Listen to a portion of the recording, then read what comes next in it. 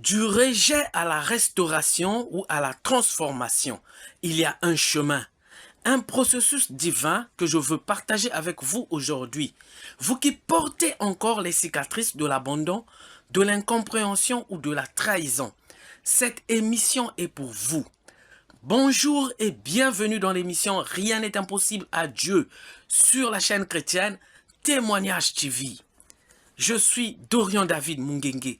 Le thème de notre message est intitulé « Du rejet à la transformation ». Bien-aimés dans le Seigneur, beaucoup de gens ont été rejetés par leur famille, d'autres par leurs amis parce qu'ils n'étaient pas issus du même père ou du même mère.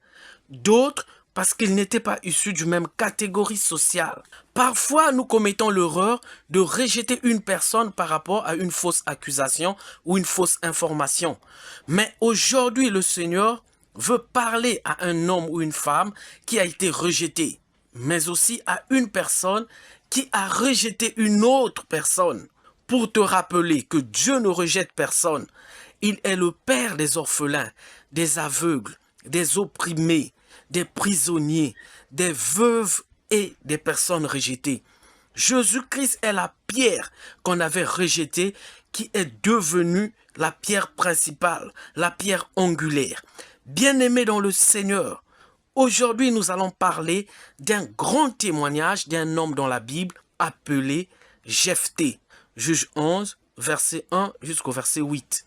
Jephthé le Galadite, qui était un grand héros, avait connu beaucoup de problèmes dans sa vie avant de devenir héros. Jephthé est né d'une femme prostituée. Il est fils de Galad, son père. Jephthé a connu des situations horribles qui pouvaient approcher, qui pouvaient aimer aussi l'enfant d'une prostituée. Bien-aimé dans le Seigneur, écoute-moi bien. Jephthé a été rejeté comme toi qui m'écoutes. La femme de son père avait des fils. Devenus grands, ils chassèrent Jephthé. Jephthé a été chassé par ses frères de même père.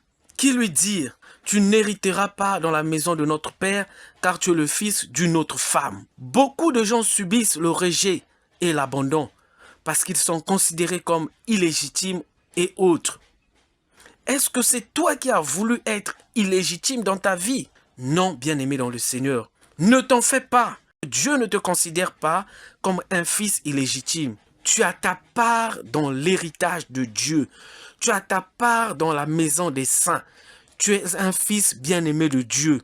Dieu lui-même sait pourquoi il t'avait créé. C'est-à-dire, Dieu t'a créé pour un but. Ne pleure plus, essuie tes larmes.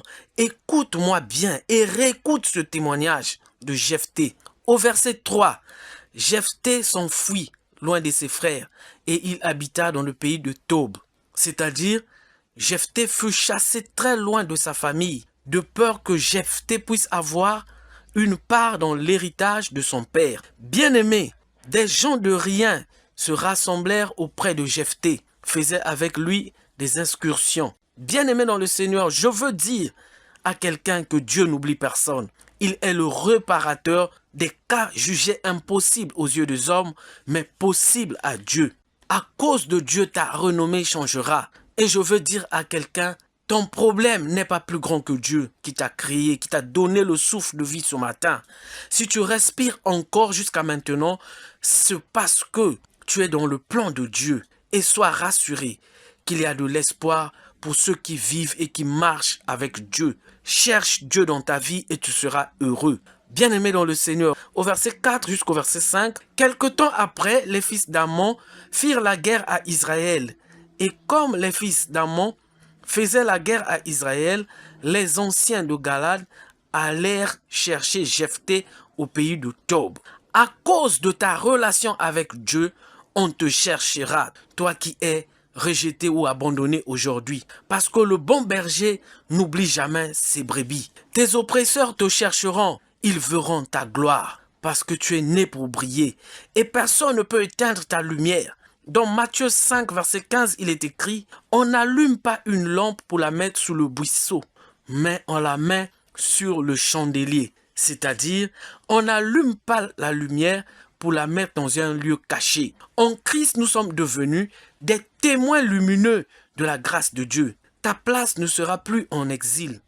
Ta place ne sera plus dans la solitude. Parce que Dieu te placera au sommet de la montagne pour éclairer et briller pour toujours. Bien-aimé dans le Seigneur, au verset 6 et au verset 7, les anciens de Galade viennent dire à Jephthé, « Viens, tu seras notre chef, et nous combattrons les fils d'Ammon. » Mais Jephthé répondit aux anciens de Galade, « N'avez-vous pas eu de la haine pour moi? Et ne m'avez-vous pas chassé de la maison de mon père? Pourquoi venez-vous à moi maintenant que vous êtes dans la détresse? » Amen. Les gens te chercheront au nom de Jésus. Les anciens de Galade dirent à Jephthé, « Nous revenons à toi maintenant, afin que tu marches avec nous et que tu combattes les fils d'Ammon et que tu sois notre chef, celui de tous les habitants de Galade. » Amen. Bien-aimé dans le Seigneur, dans 1 Samuel 2 au verset 8, il est écrit, « De la poussière, il retire le pauvre, du fumier, il relève l'indigent, pour le faire asseoir avec les grands, et il leur donne en partage un trône de gloire, car à l'Éternel sont les colonnes de la terre, et c'est sur elles qu'il a posé le monde. Pour le monde hier, tu n'avais pas de la valeur, bien-aimé dans le Seigneur, comme Jephthé. Tu étais considéré comme du fumier, qui pouvait aimer, qui pouvait s'approcher du fils d'une prostituée. Jephthé était oublié, il était abandonné, il était rejeté.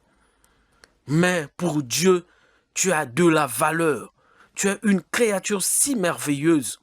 Avec Dieu, Jephthé a été élevé et honoré jusqu'à devenir un héros pour son peuple. Tu seras honoré, toi qui m'écoutes. Retiens cette date. Je ne sais pas qui est en train de chercher à détruire ta vie. Je ne sais pas combien de fois tes ennemis ont amené ton nom, tes objets chez les féticheurs pour vouloir te faire du mal. Mais je sais une chose, avec Dieu, nous sommes plus que vainqueurs au nom puissant de Jésus-Christ. Et toute arme forgée contre toi est nulle et sans effet au nom de Jésus-Christ. Déclare avec foi qu'avec Dieu, nous ferons des exploits et il écrasera nos adversaires.